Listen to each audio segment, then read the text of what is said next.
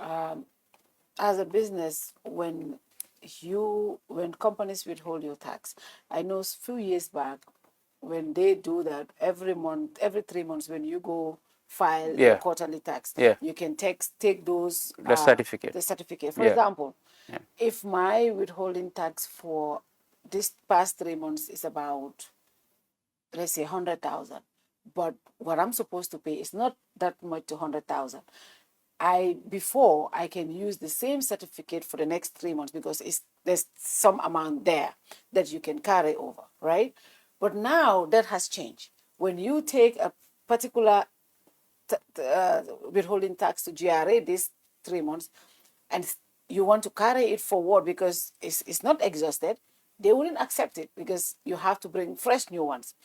Number two, for example, if they withheld, let's say, 200,000, 300,000 from you for the whole year, at the end of the year, when you go reconcile, you still have some money left, right? It's called a tax credit. You have a tax credit. Yeah. I personally went to GRA because I like money. I like my money. I went to the GRA and I said, I have been having tax credit for the past 2 years, and I still continue to carry it forward. Can I ask for a refund? And they said it's possible, but the process, you have to send it here, and then we do our audit and all the stuff, and it goes to the Ministry of Finance. Because we pay to the Ministry of Finance. Yeah. So they are the one who determine that, and they will pay you back. Yeah. But I know it's a very tedious process. But the problem here is you withheld these monies from me. And then at the end of the day, it's difficult. We all know how difficult it is to get money from government. But it's easy for you to get those monies from us. And at the end of the day, we keep carrying forward 5, 6 years. We're still carrying forward. But now it's even difficult to do that because after every 3 months, you cannot use the same tax. Like the tax credit that I have for 2024, I cannot carry it forward to 2025. I have to bring fresh ones. How fair is that?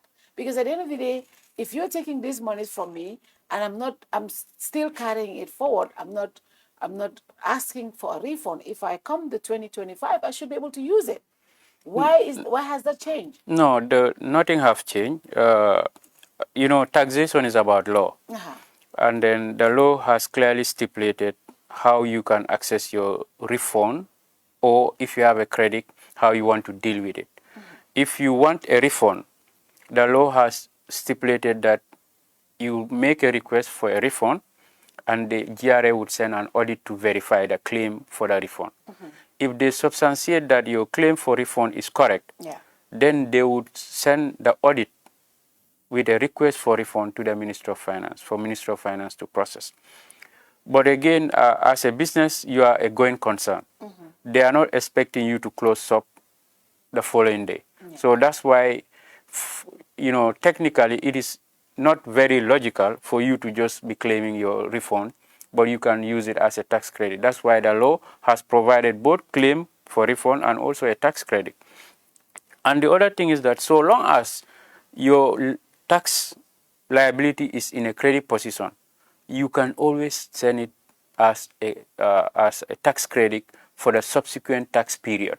So there is no limitation. I'm going to cut this part and take it along to my tax officer at the GRA. Yes, I would suggest you contact him and then have a one-on-one with him. But definitely there is that provision that you can claim this refund so long as they are verified. And there is no time bound as to how many period that you can send this tax credits. But we'll continue to be able to. You can submit them. What I'm saying is, so you can roll them over. That's what you mean. Yeah, or every year you just. Yeah, if you are in a credit position this year, because you are expected to have liabilities the following year, so you can send that money for the upcoming year. It's permissible. So will there be is there a way where at the end of the year the ministry can say whoever has tax credits, we refund them, just like we have in other countries in America? At the end of the day they give you tax refunds, because at the end of the day, if I pay my taxes in excess, I would expect the government to say, well, you paid us, you overpaid us, here is the rest of your money. that is also something that should be possible. Is that not part of our policy? You know, here the way it works is that our system is not so mature to be able to see who is buying what and who is selling what and who is earning what.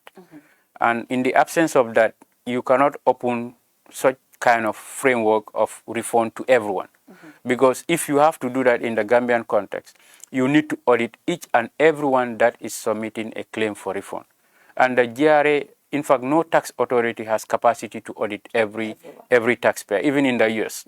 So that's why they allow you to fill your tax filing and send it to the IRS to process. Yeah. So I think we are not there yet, but the optimal level is to get there, but it takes so much time and resources to get there. But again, the good thing is that we have a very reform-minded Commissioner General who is a bulldozing reformer. He has no limitation to reforms. His leadership for reform is exemplary.